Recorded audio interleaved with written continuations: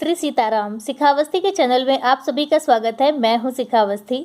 आज हम सभी लोग कार्तिक मास महात्म के चौथे अध्याय को सुनेंगे। इस अध्याय में कार्तिक व्रत से एक ब्राह्मणी का उद्धार होता है तथा दीपदान एवं आकाश दीप की महिमा का वर्णन है। तो चलिए अध्याय को प्रारंभ करते हैं। उससे पहले अपने गुरुदेव भगवान गणेश भगवान और नारायण भगवान का ध्यान करते हुए कार्तिक मास महात्म की कथा को सुनते हैं। ब्रह्मा जी कहते हैं कि स्त्रियों और पुरुषों ने जन्म से लेकर जो पाप किया है वह सब कार्तिक में दीप दान करने से नष्ट हो जाता है। इस विषय में मैं तुमसे एक प्राचीन इतिहास का वर्णन करता हूँ। पूर्व काल में द्रविड़ देश में एक बुद्ध नामक ब्राह्मण रहता था। उसकी स्त्री बड़ी दुष्टा और दुराचार परायणा थी। उसके संसर्ग दोष से उसके पति की आयु क्षीण हो गई और वह मृत्यु को प्राप्त हुआ। पति के मर जाने पर भी वह विशेष रूप से व्याभिचार में ही लगी रही। उसको लोक निंदा से तनिक भी लज्जा नहीं होती थी।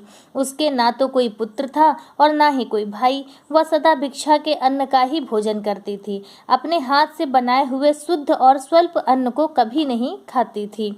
हमेशा मांग कर बासी अन्न को ही खाती थी। उसके घर रसोई बनाया करती दूसरों के घर में रसोई बनाया करती थी और तीर्थ यात्रा आदि से दूर रहती थी। उसने कभी कथा भी नहीं सुनी। एक दिन तीर्थ यात्रा में लगा हुआ एक विद्वान ब्राह्मण उसके घर पर आया। उसका नाम कुत्स था।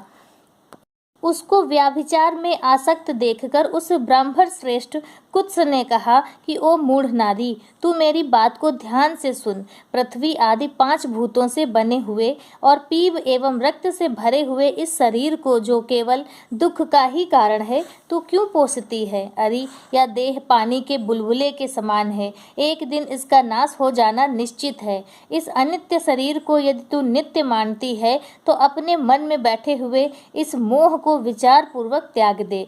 सबसे श्रेष्ठ देवता भगवान विष्णु का चिंतन कर और उन्हीं की लीला कथाओं का आदर पूर्वक सुना कर। और जब कार्तिक मास आवे तब भगवान दामोदर की प्रीति के लिए स्नान दान आदि कर, दीप दान कर, भगवान विष्णु की परिक्रमा करके उन्हें प्रणाम कर। यह व्रत विधवा और सौभाग्यवती सभी स्त्रियों के करने योग्य है। यह सब पापों की शांति और समस्त उपद्रवों का नाश करने वाला है। कार्तिक मास में निश्चय ही दीपदान भगवान विष्णु की प्रसन्नता बढ़ाने वाला है। ऐसा कहकर कुत्स ब्राह्मण दूसरे के घर चला गया और वह ब्राह्मणी भी कुत्स की बात सुनकर पश्चाताप करती हुई इस निश्चय पर पहुंची कि मैं कार्तिक मास में अवश्य व्रत करूंगी। तत्पश्चात कार्तिक मास आने पर उसने पूरे महीने भर प्रातः सूर्योदय काल में स्नान और दीपदान किया। तदंतर कुछ काल के बाद ही आयु उसकी समाप्त हो गई और उसकी मृत्यु हो गई। वह स्वर्ग लोक में गई और समयानुसार उसकी मुक्ति भी हो गई।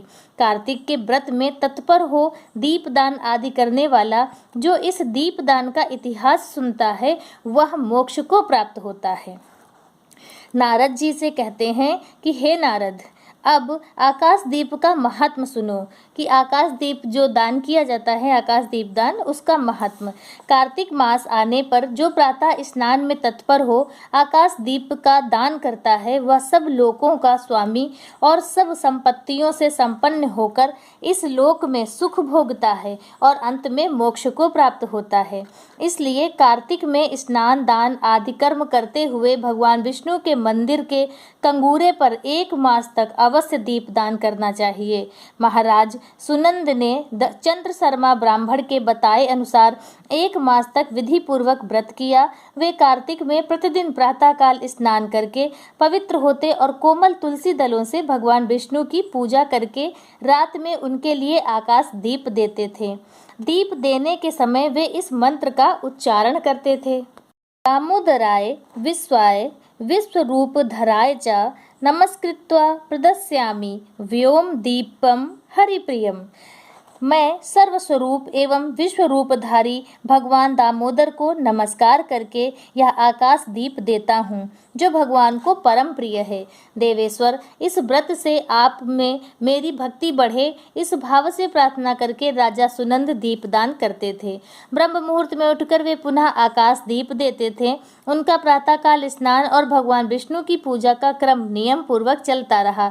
मास की समाप्ति पर उन्होंने व्रत का उद्यापन करके आकाश दीप के नियमों को भी समाप्त किया और ब्राह्मणों को भोजन कराकर इस विष्णु व्रत की पूर्ति की। इस पुण्य के प्रभाव से राजा ने इस लोक में स्त्री, पुत्र, पौत्र और स्वजनों के साथ लाख वर्षों तक पार्थिव भोगों का उपभोग किया और अंत में स्त्रियों सहित सुंदर विमान पर आरूढ़ हो 4 भुजाधारी शंख, चक्र, गदा आदि आयुधों से सुशोभित पीतांबरधारी विष्णु का सा दिव्य शरीर पाकर मोक्ष का आश्रय लिया।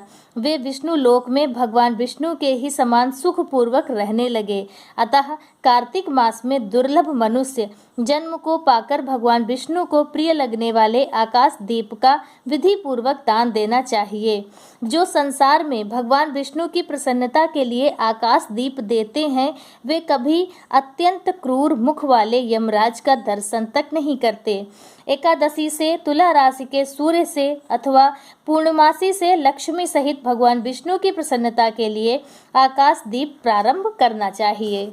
नमः पितृभ्य प्रेतेभ्यो नमो धर्माय विष्णवे नमो यमाय रुद्राय कांतारपतये नमः।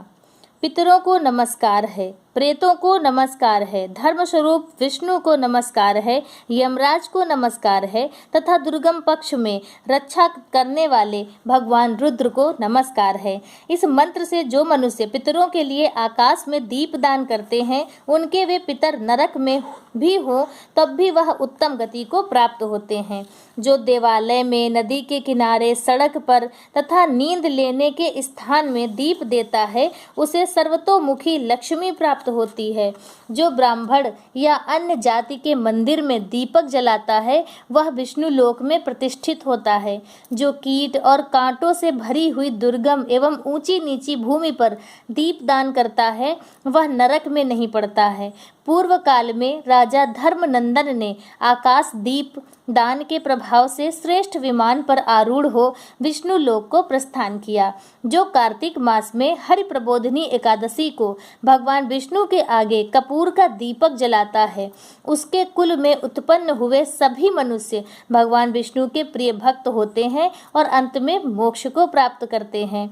पूर्व काल में कोई गोप अमावस्या तिथि को भगवान विष्णु के मंदिर में दीपक जलाकर तथा बार बार जय जय का उच्चारण करके राजेश्वर हो गया था।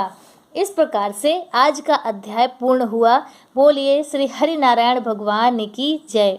तो आप सभी ने सुना कि दीप कार्तिक के मास में दीप दान का कितना ज़्यादा महत्व है और उसमें से यदि आप आकाश दीप देते हैं, आकाश दीप दान करते हैं, तो उससे आपके पितृ भी प्रसन्न होते हैं, सभी देवता प्रसन्न होते हैं, सांसारिक समस्त सुखों की प्राप्ति होती है और उसके बाद भगवान विष्णु के धाम की भी प्राप्ति होती है। तो यह कार्तिक का महीना बहुत ही ज़्यादा पवित्र और पावन है।